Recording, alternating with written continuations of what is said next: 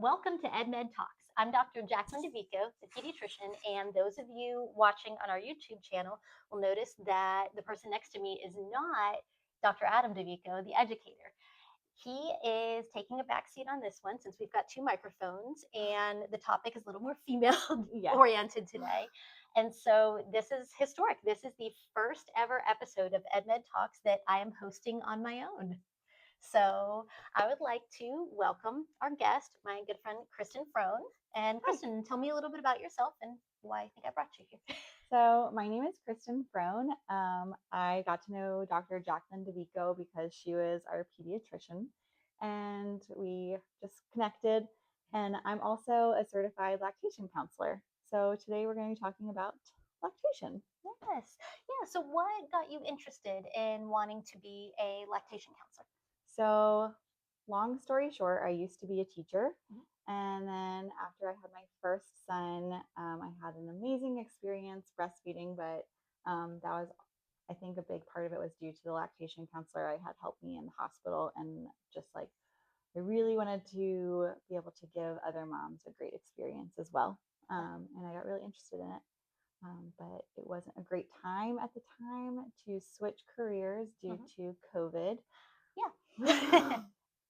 So I put that on the back burner, and then we decided we wanted to keep growing our family. I ended up staying home for a few years, and then finally decided that it was time to make my career switch, and I became a certified lactation counselor a little over a year ago. Nice. Now, what goes into becoming a certified lactation counselor?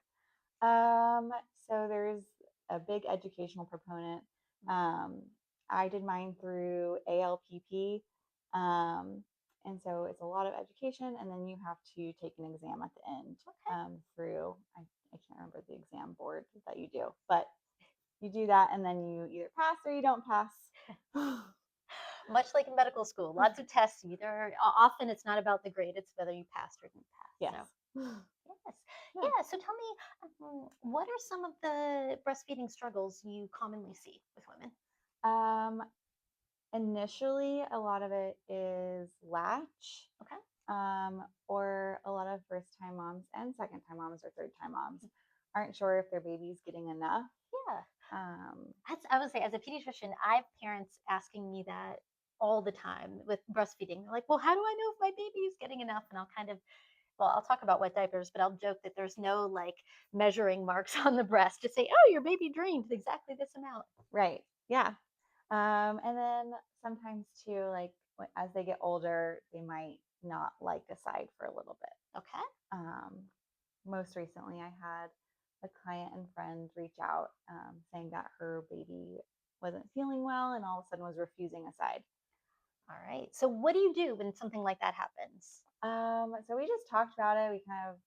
I was like, well, maybe baby could have an ear infection, or it's just really uncomfortable to be on that side. So I just suggested to you like to somehow express milk on that side so she wouldn't get clogged ducts. Okay.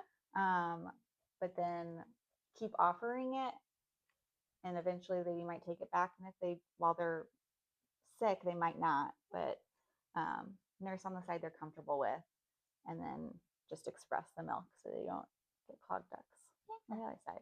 Yeah. So what are some ways that moms have to, you mentioned kind of expressing the breast milk so you don't get clogged ducts. What are some options that moms have to do that? Well, there's one that you always have with you everywhere you go. It's your hands. So I feel like that might be the easiest. There's no like fancy thing that you have to go buy, but you can express your milk with your hands. If depending on your situation, if you're trying to collect the milk, you can do it into a bowl or a cup. But bowls are easier because there's less like aiming that has to happen. Or you could do it in the shower because the warm water is it helps like release the milk too. Yes. Have you ever hand expressed yourself though? Yes. You need some good arms. I remember once I had to do it. I think I forget if I was in a doctor's appointment or something, and I felt really full on one side. I didn't have any kind of pump and wasn't with my baby. And so I remember sitting there trying to hand express, and in like 2 minutes, my forearm was burning. Yeah, it's a workout. What else do you recommend for some moms? An easy one would be like the passive pump, like a Haka. Okay. So it's like a suction pump. It is a pump because it's active. It is sucking milk out. It's not a collector. Okay. So a collector is something you would just put in your bra or up against your breast, and the milk. Like if you have like especially in the newborn days when you're nursing on one side and you just like instantly like start Leaking lactating on on the the other other side. side. Yeah, yeah. It's almost as like I remember, at least me personally, yes, baby would nurse on one side, and it's like, oh, I feel the other side filling up. Yep, there it goes, dripping. No. Yeah. So a collector is something just like that sits there and literally collects the milk, whereas like a Haka, a lot of people think is a collector, but it's actually a pump. Okay. Because Um, what it's like, because so it I haven't actually used a suctions. hot. So as people watching or listening to this podcast know, my boys are 10 and 14, and I don't know if the Haka was a thing 10 to 14 years ago, but Yeah. if it was, it wasn't a very popular thing, so I didn't really know about it. So it's more, it just kind of suctions to the breast. So Okay. it sucks on and then it pulls the milk, and as it pulls the milk, it fills. Oh, okay. So anything that's like pulling the milk out is a pump. Okay. Yeah. But it's not electronic the way Right. that a traditional, when I think of pumping milk, I think of like the traditional electronic pump that you kind of hook yourself up to, flip on the switch, and it goes like, Yeah. and then I just start thinking of like videos they'd show us in school of like Yeah. dairy farm. I like a little beat to it.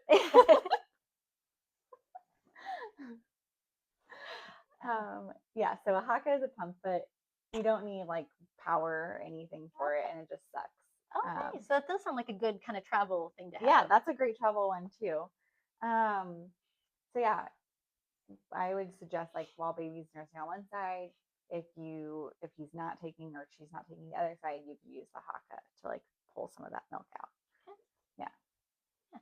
So my spiel as a pediatrician, so I have breastfed 2 babies. I've worked with a lot of lactation consultants. I've rotated with them as a student and as a resident, and also with both of my boys who I felt like had complete opposite problems, worked with a bunch.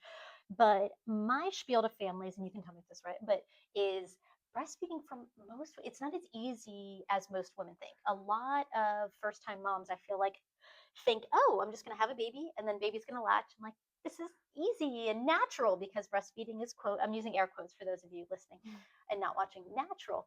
But I feel like that's maybe 10% of the time. I feel like that's not common. Right. It's not common. Yeah. What are your experiences, See? Yeah. So I have 3 kids and I also breastfed all of them. But just because we breastfed our babies doesn't mean it's the right thing for everybody either. For me, I did it because of the convenience of it. And I just really enjoyed that like bonding time with them. And it was a great reason to be left alone for a little bit after we had subsequent children. Yes. But yeah, it's definitely not easy. There's a lot of first time and second time and third time issues. Like each time it's different because each child is different. Like no kid is the same at all.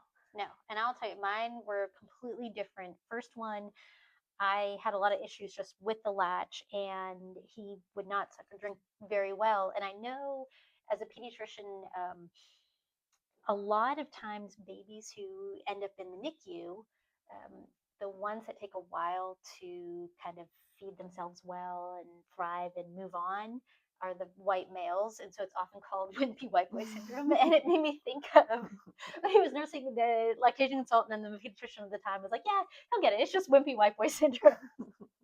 That's so funny. I've never heard that before. But it was really had to work with him just to get him going. And eventually I ended up using a nipple shield probably for longer than you're supposed to. So I think you're not supposed to, and I'm using air quotes again, use it for very long. I ended up using it for about 6 months with him. Yeah. But have you used or recommended clients use nipple shields, and how does that go? I don't recommend nipple shields a lot. Tell me more. It just requires a little bit of a different suck. And a lot of times babies, once they get used to it, they don't want to not use it anymore. Yeah. And that could be what happened with me. I started using it and then, yeah, I could not use it until about 6 months. Then I think something clicked and then we just tried without it and it worked. But I mean, that was probably a lot of learning and growing. Yeah. Um, and there's not as much transferring typically, like in air quotes, right? Like Yeah. every baby's different. Like they might do fantastic with it and some might not, but it could impact how much milk they're transferring. Yeah.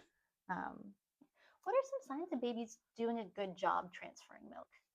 you can see how they swallow. So if they're doing really shallow swallows and like quicker and closer together, they're either comfort nursing, which is totally fine, if that's what you're comfortable with. Like Yeah. if you're great, um, or they might not be transferring. So when you're looking for a transfer, you normally see like one long draw, Okay. and then like maybe one or two short ones, Okay. and then a long draw. So you're seeing longer, and the way they move their jaw is more up and down. Okay. Whereas if they're not transferring or if they're comfort sucking, it's more of like a back and forth motion. Okay. Yeah. And then also another great sign of if they are transferring is their body. So if they're still hungry, and babies, like newborn babies, are super sleepy. So like it's important to try to keep them awake for full feed. Yeah. But they like to like clam up when they're hungry. They're closed fists and like more like balled up. And as they become more full, you'll see their hands start to relax and their whole body just kind of relaxes. Oh yeah. Yeah, that's it. And then when you take them off the breast, they're that I call it they're almost milk drunk because you Yeah. pull them off and they're not fully asleep, but they're like drowsy and they make these adorable little faces where they stick out their lips and their head flops to the side. Yeah. And then I always tell parents that's the best time to actually lay them down to put them to sleep because they're drowsy, Mm-hmm. they're full, and they're not fully asleep. So they fall asleep, hopefully, in the bassinet and get used to that. And then maybe the new mom gets the 2 to 3 hour break, yeah. hopefully. Yeah. And then as like you, depending on how long you want to breastfeed or however long your journey is, like it changes because they don't stay newborns forever. No, babies do not. And they become more alert and they get distracted more. And if they have older siblings, your siblings are way cooler than eating. So I'll often tell parents, I feel like around that like 3 to 4 month mark, I'll often tell moms, okay, you 100% never have to cover up in public if you don't want to and never have it.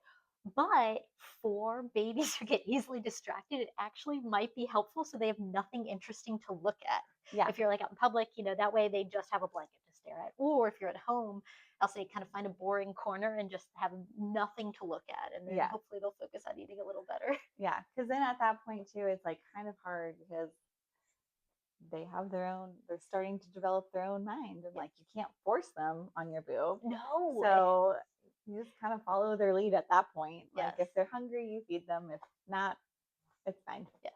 Well, and that's one of the core things when it comes to being a parent or taking care of children is there are few things that you truthfully cannot control even from birth, and you cannot make a child feed. You can entice them, you can set the stage, you can whether they're breastfeeding, bottle feeding, whether we're talking about solid foods, whether we're talking about cheeseburgers, you can't make a child eat.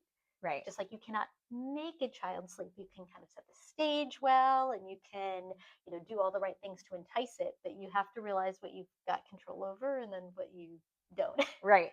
Yeah. And that's actually a really good point. It's like a lot of moms are like, well, how do I know when to feed them? Yeah. And so I would say no more than 2 to 3 hours as a newborn between feeds. Even if they're sleeping, like the old saying is like never wake a sleeping baby, but you wake them up to feed them. Okay. Because if they're over hungry, like think of like a hangry child or a hangry grown up, like you're in a bad mood. That's a good point. Yes. And babies get in a bad mood, and then it's even harder to latch them. So if that's like something you're working on, then a screaming baby is not going to like really want to latch. Yes. I've seen that. I've definitely seen, and actually, I can remember with my oldest, yeah, they get very hangry. I used to try to actually, I would hand express just a little bit onto like a spoon and be like, Mhm. "Here, have something. There you go. Remember food? Now try this again." Yeah. Yeah. So like if you have a baby that sleeps really wonderfully and they're laying down sleeping and you're like, oh, well, I don't know if I want to. Like think about how long it's been. If it's been about 2 hours, you might want to start thinking about waking them, but the best time to actually feed them is when they're in REM sleep. Okay. So that'd be a great time to start trying. So they're not quite awake yet, but they're kind of showing some cues, and like you see them making those funny, cute baby faces or grunts. Yeah, or kind of twitching and stirring a little bit. Yeah, that's a really great time to start attempting to like get them to the breast to feed. What are some techniques? We talked about newborns. We talked about how they often fall asleep very easily at the breast. And it's hard because I feel like newborns, the moment you pick them up, it's like, oh, I'm being snuggled by mom. I'm warm and comfortable. All right, I'm going to go back to sleep. And it's like, no, no, no, I want to feed you. What are some strategies you often pass on to new moms or new families on how to keep a baby awake at the Yeah. breast? So all three of mine were very sleepy eaters. Like the Mhm. second they were on, they were out. So I would get them naked except for a diaper Okay. because also mine were poopy eaters. They would start eating and then And they would poop. yep. Yep, So that's yes, I do. So I geek out at this. You know I geek out at this. Do yeah, you know why that happens? yes. Okay. So I believe, correct me if I'm wrong, All right. Yeah. but the sucking reflex activates, like I think it's CCK and like some other hormones, and it gets their bowels moving. Is that right? Something like that. I don't remember. So that's okay. I don't remember the exact hormone that becomes activated, but I know that once you're feeding, I know breast milk itself is a very great stimulator and probably through a hormone of intestinal contractions. And so when you're eating, breast milk, even more than formula, will stimulate contractions, contractions. And so a lot of babies, especially early on, will just kind of every time they eat, they're like, oh, I'm going to poop, I'm going to poop, I'm going to poop. Yeah. So Yeah. but yeah, I would say it's funny, like learning the different pieces of it because I know a little bit is from hormones and a little bit's from like so it's funny hearing like the medical side versus the lactation side of it. Yeah. Yeah. So I definitely say like strip them down, leave a diaper on unless you're like cool with whatever happens. um, and having that coolness helps keep them awake, and like your body temperature will keep them warm. Um, so that's definitely one option. Another is just like kind of bother them. Yes, that's You might have been the one to tell me this, but like bothering all of my kids were so bothered whenever they eat as newborns. I was like tickling their toes or like moving their arms around, like messing with their cheeks too, just like to get them going. Like I bothered the crap out of them. yeah, my favorites are always one is lifting their arms above their head because I always seem to hate that. So I've found that a lot of new parents, when it comes to like tickling their feet or flicking their feet, they're so gentle that the baby's like, yeah, I don't care. Yeah. Versus if you pull the arm over the head, then the baby's like, wait a minute, what are you doing? Yeah. My second piece of advice is come from years of being a pediatrician, washing my hands, right?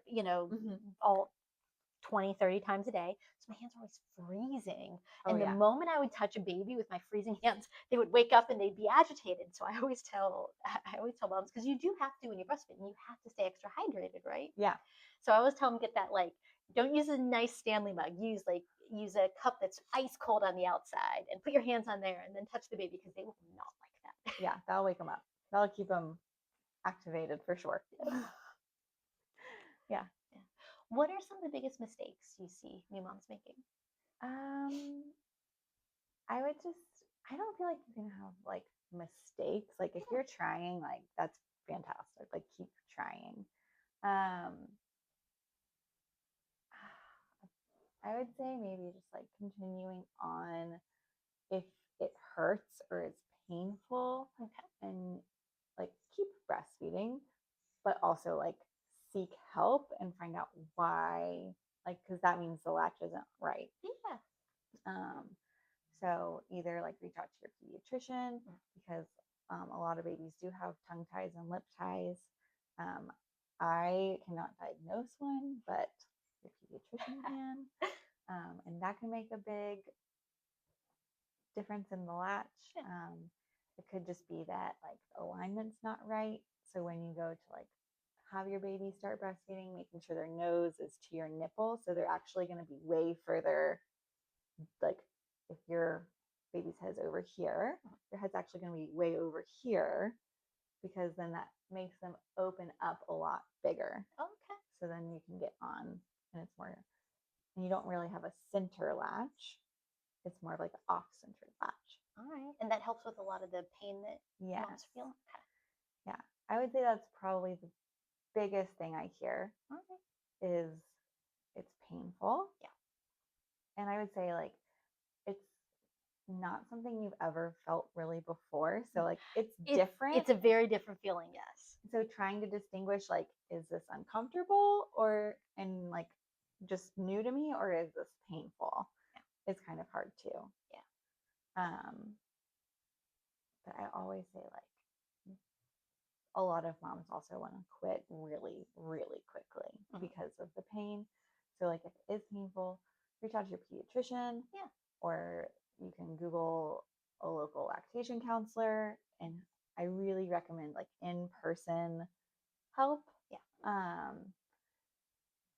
So definitely do that, but also like give it at least 2 weeks.